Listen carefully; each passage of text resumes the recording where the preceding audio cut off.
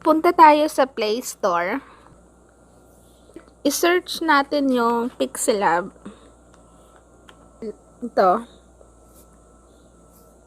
Yan. I-install nyo tong Pixelab. Tapos open na. Tapos ito na yung kanyang itsura. Tapos ang gagawin natin, pindutin nyo tong tatlong dot dito sa taas. Tapos pindutin nyo tong image size. Tapos itong arrow dito.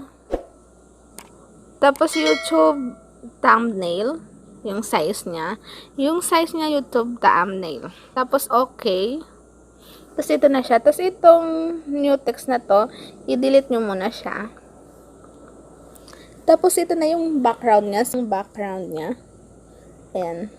Tapos dito kayo pipili ng color. Kung anong gusto nyong color. White. Red. Orange. Red. Orange pala. Tapos red. Yan. Yan dyan kayo pipili. Tapos yung regent. Dito din. Ito yung mga style ng background niya. Pili kayo kung anong gusto nyong gawing background. So, ako, gagawin ko muna ng background is ito na lang. Itong pink yung gagamitin natin na background. So, i-check mo na. Click check. Tapos ngayon, mag-i-start ka na ng paggawa ng style mo, kung anong gusto mong style. Pwede ka mag-add ng photo, ng text, ganon. So, ang una kong gagawin is yung paglagay ng picture. So, pindutin nyo tong plus dito sa taas. Tapos, from gallery. Click yung from gallery. Tapos, pipili na kayo dito ng picture. Dito kayo pipili ng picture na gusto nyong gamitin. So, ako ito yung gagamitin ko. Yung kinat kong picture. Yung pagkat pala ng picture dun sa yung eraser yung ginagamit ko. So, may tutorial na ako dito. Kung gusto nyong panoorin kung paano mag-cut ng picture, panoorin nyo dun sa aking channel. Punta nyo yung aking channel. So, ito, i-click ko tong picture. So, ito yung gagamitin kong picture, yung nakat ko na. So, check. Click the check. Tapos, siya na.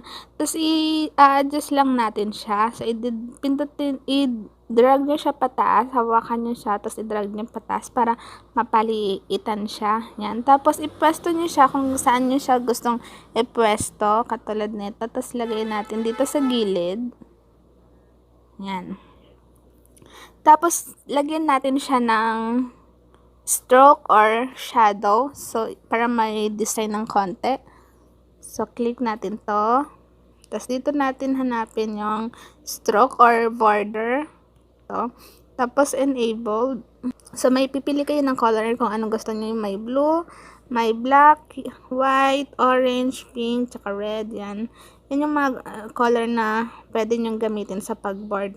Yan. Red. Yan. Yan yung mga border niya. Tapos, pwede nyo siyang i-adjust. Yan. Adjust nyo siya. So, ang gagamitin ko is white. Tapos, adjust natin siya ng konti. Yan.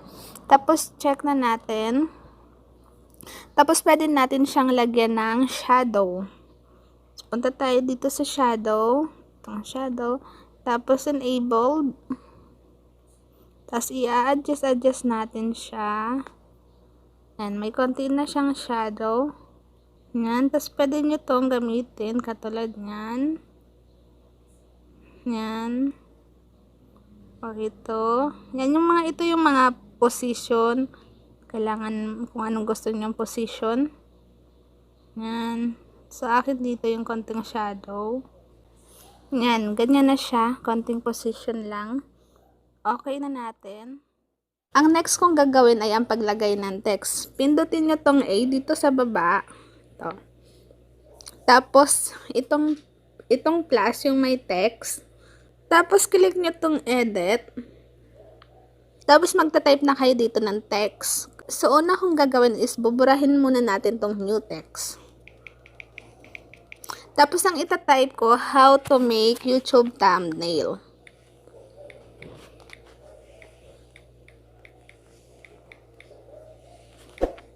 Tapos, ibababa natin yung YouTube. Tapos, baba ulit yung thumbnail. Yan. Tapos, click natin yung OK. Tapos, ganyan na yung itsura niya. Ito na siya. So, ang gagawin natin, lalagyan natin siya ng color. Punta natin siya dito. Color. Tapos, yung color, pwede nyo siyang lagyan ng design. May mga iba't ibang design eh. Yan. May mga pagpipilian kayo kung anong gusto nyo. Yung, pwede din color, yung plain lang. Yan. Ito yung mga color na pagpipilian nyo. Pero ako yung pipiliin ko is yung black. Black muna tayo. Tapos, i-click na natin tong okay. Pagkatapos nyan, size. Isa-size natin siya. Palalakihan. Ito yung size. Tapos yan. Yan yung palakihan. So, isasakto lang natin. Yan. Tapos, pagkatapos nyan, click natin yung check. Tapos, ang next natin gagawin ay lagyan natin ng design yung mga letter. Like yung font. Itong font, ito yung letters na nagiging iba yung mga letters niya, yung pagkakasulat. Yung lalagyan mo ng design, yung pagkakatype niya. So, ang gusto ko dito itong Avril Fat Face Regular. Ito. Tapos, click natin yung okay. Tapos, ito na yung style niya. Tapos, ang next natin gagawin is lalagyan natin ng stroke. Tapos, hanapin natin yung stroke. Tapos, ito siya. Tapos, click natin tong stroke. Tapos, open nyo tong enabled.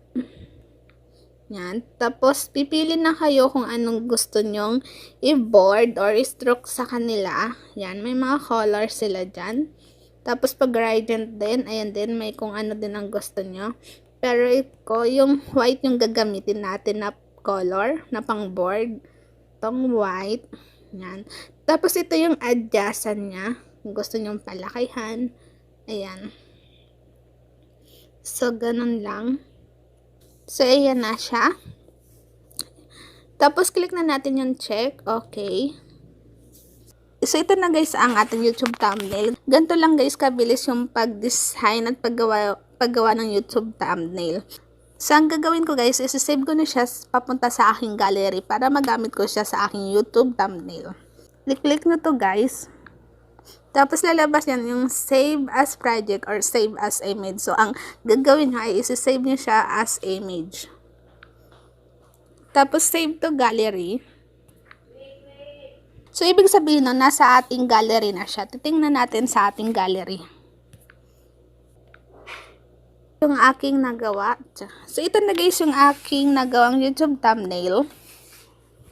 So, pwede na natin siyang ilagay sa YouTube videos ko na maging YouTube thumbnail. So, punta tayo dun sa YouTube Studio. So, itong video na to, ito yung lalagyan ko ng YouTube thumbnail. Yung papalitan natin ng YouTube thumbnail. So, pindutin natin tong edit. Tong parang pencil dito. Para matesting natin din yung thumbnail. Kung fit ba talaga siya dito sa ating thumbnail. Okay, tapos click mo to. Tapos, custom thumbnail. Tapos, dito na natin kukunin yung ating ginawa. Ito yung ating ginawa. So, ayan na. Ito na yung ating ginawa na YouTube thumbnail. Select. Tapos, save.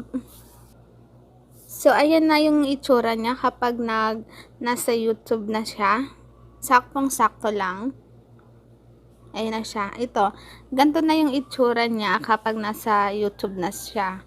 So, sakto lang yung pagkakagawa. Sakto lang yung sukat. Ganyan. So, ganun lang guys kabilis ang paggawa ng YouTube thumbnail. So, thank you guys for watching.